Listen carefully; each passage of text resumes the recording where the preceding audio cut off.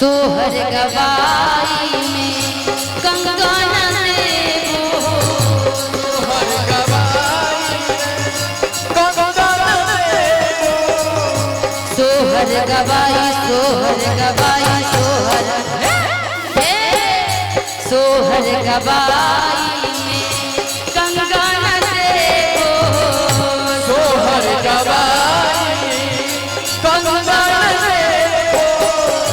कंगन की धून पे नचाई बनो, कंगन की धून पे नचाई बनो, हमारा होरिला होइला तोहरा के बुलाई ना हमारा होला होला तोहरा बुलाई बता, हमारा बेटा होला तोहरा।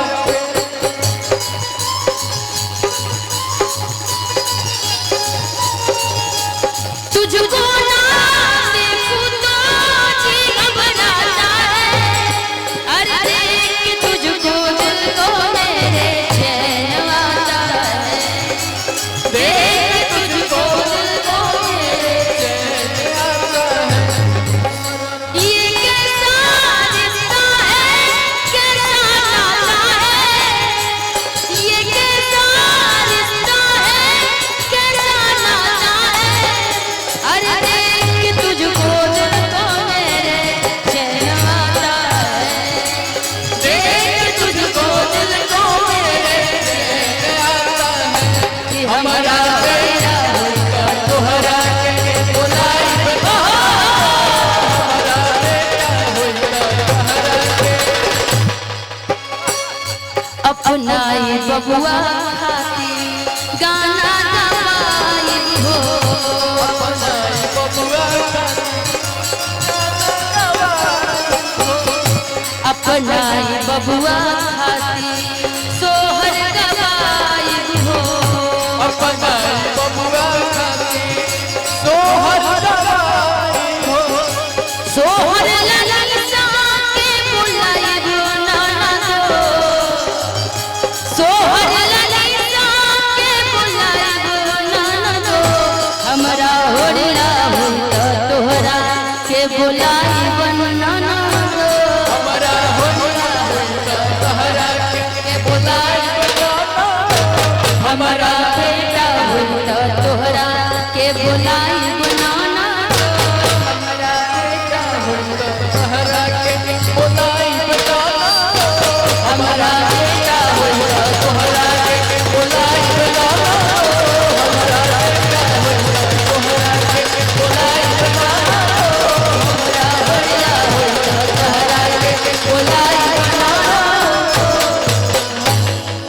कि हमारा बेटा होई त तोहरा के बोल बुलाई बनाना दो। और हम चाहेंगे कि बाबू के दादाजी कहाँ हैं, यदि हमारी आवाज सुन रहे होंगे, और उनके पिताजी, क्योंकि बहुत बड़ा श्रेय होता है छोटे बाबू के दादाजी का और दादी जी का, तो हम चाहेंगे यदि मेरी आवाजें आप लोग यदि सुन रहे हैं तो मंच के पास आने का आप लोग भी थोड़ा सा प्रयास करें। आइए एक और सोहर आप सबके बीच में।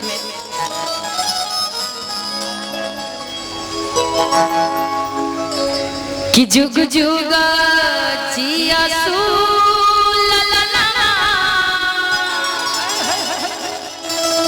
भवनवा की भाग जागल हो, कि जुग जुगा जिया भवनवा की भाग जागल हो,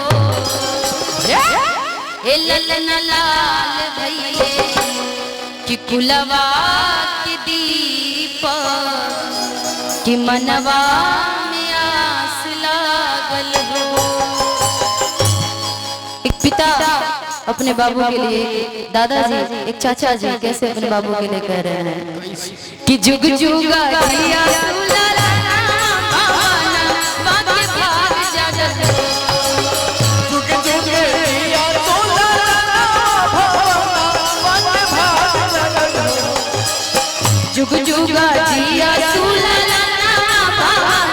बाके भाग जागल हो ए ललना लाल भइले ए ललना लाल भइले फुलवा के दीपक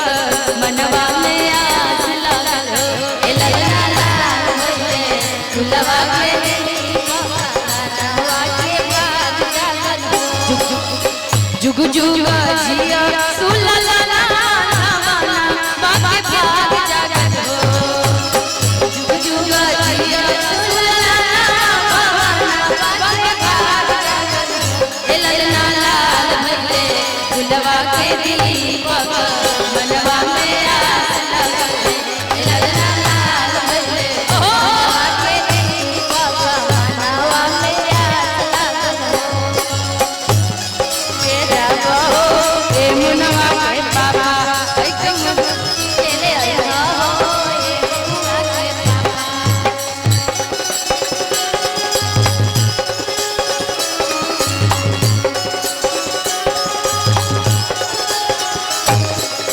मरिया के जाबो ए मुनवा के बाबा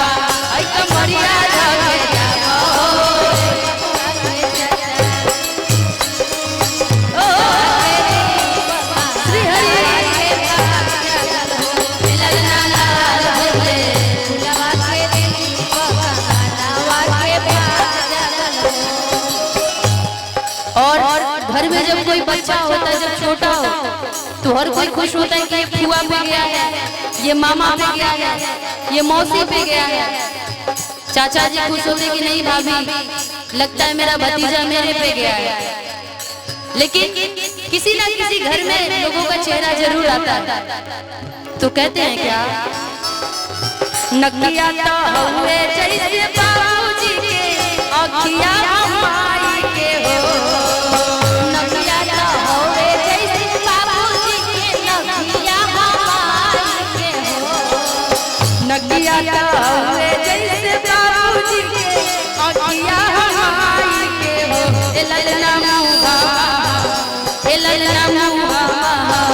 जनवा शुरू जबात चारों ओर शोर भइले ए ललना मुहा जनवा शुरू जबात चारों ओर शोर भइले ए ललना मुहा जनवा शुरू जबात चारों ओर शोर भइले तुझको ना देखूं तो जी घबराता है तुझको ना देखूं तो जी घबराता है देख तुझको दिल को मेरे चैन आता है देख तुझको दिल को मेरे चैन आता है ये कैसा रिश्ता है कैसा नाता है ये कैसा रिश्ता है कैसा नाता है अरे देख तुझको दिल को मेरे चैन आता है देख तुझको दिल को मेरे चैन आता है ललना लाल भइले फुलवा के दीपक मनवा के भाग जागल हो फुलवा के दीपक मनवा के भाग जागल हो। और हमें तो लगा साक्षात कि पक्का बबुआ के मुंह में बोलने वाली थी कि बबुआ के मौसा लग रहा है, क्योंकि उतने देर से बबुआ के पापा मम्मी को बुलाए तो नहीं आए, लेकिन सबसे पहले मौसा जी जरूर आए। ए मौसा जी मौसी कहाँ बड़ी है ना पीछे देखी पीछे मौसी की ने बड़ी खो गई। अच्छा खाना खा के सुत गई। अरे बाप रे मौसा जी यहाँ बड़े पता ना मौसी कहाँ बड़ी और लोग व्यस्त भाई में ना जी मौसी सुत गए भाई आई दुआरे दुआरे जाती है जगह ना मिला तो ढेर लोग आ गए बने सुते खाते ऐसे इनका आवाज सासू सुहागिन बड़ी भागिन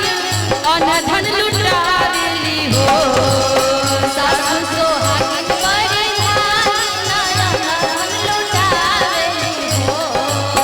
सासू सुहागिन बड़ी भागिन अनधन लुटा देली हो ए ललना हंसी हंसी ए ललना हंसी हंसी बाबू के खिला देली सोहर गवा देली हो ए ललना हंसी हंसी बाबू सोहर गवावेली ए ललना हंसी हंसी बाबू के बुलावेली सोहर गवावेली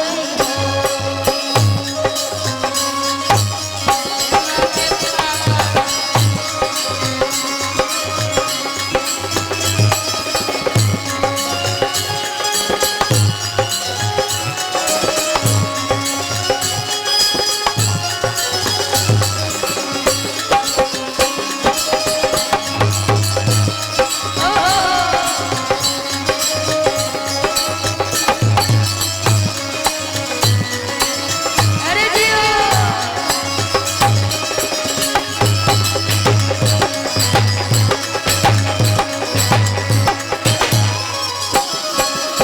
जुग जुग जिया सुललना भावना बाके भाग जागल हो जुग जुग जिया सुललना भावना बाके भाग जागल हो जुग जुग जिया सुललना भावना बाके भाग जागल हो ए ललना लाल भइले ए ललना लाल भइले फुलवा के दीपक मनवा में आस लगल हो फुलवा के दीपक मनवा में आस लगल हो ललना लाल भइले फुलवा के दीपक मनवा में आस लगल हो ललना लाल भइले फुलवा के दीपक मनवा में आस लगल हो ए ललना लाल भइले कि कुलवा के दीपक कि मनवा में आस लागल हो। और बहुत बहुत धन्यवाद। हेलो। और हम सबके बीच में सासाराम के लोकप्रिय नेता माननीय विधायक जी हम सबके बीच में उपस्थित हुए हैं। एक बार उनके लिए जोरदार ताली हो जाए। राजेश कुमार गुप्ता जी के लिए हम सबके बीच में उपस्थित हुए हैं माननीय विधायक सासाराम राजेश कुमार गुप्ता जी हम सबके बीच में उपस्थित हुए हैं। उनको सम्मानित कर रहे हैं हमारे चाचा। एक बार जोरदार आप लोग ताली बजा दीजिए।